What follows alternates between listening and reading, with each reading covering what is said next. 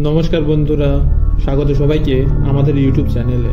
বন্ধুরা, প্রতিদিনের মতো আজ আমি আপনাদের মাঝে নিয়ে এসেছি নতুন একটি ভিডিও।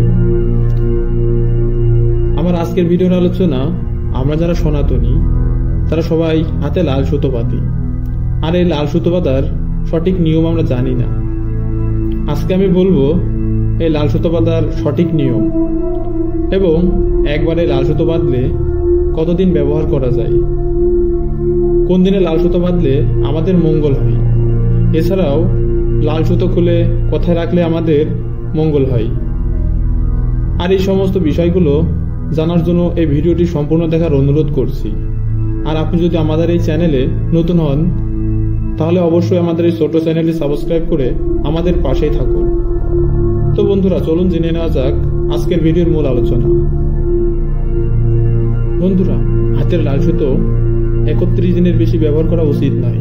31 দিন পর নতুন লাল সুতো ব্যবহার করা উচিত।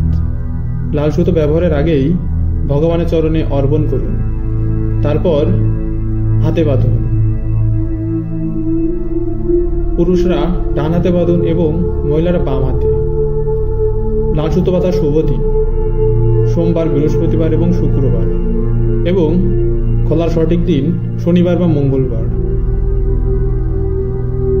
খোলা সুতো কখনোই ফেলে রাখবেন না, গাছের গোড়ায় পুঁতে দিন, এটি শ্রেষ্ঠ পদ্ধতি।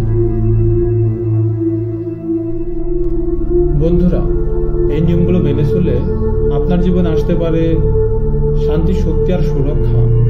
তাই এই নিয়মগুলো অবশ্যই মেনে চলবেন। আর আমার আজকের ভিডিওর আলোচনা এই পর্যন্তই।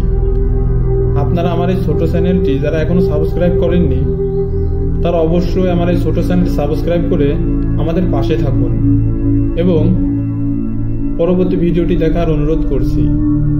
জয় সনাতন, জয় শ্রীকৃষ্ণ। সকলে ভালো থাকুন, সুস্থ থাকুন।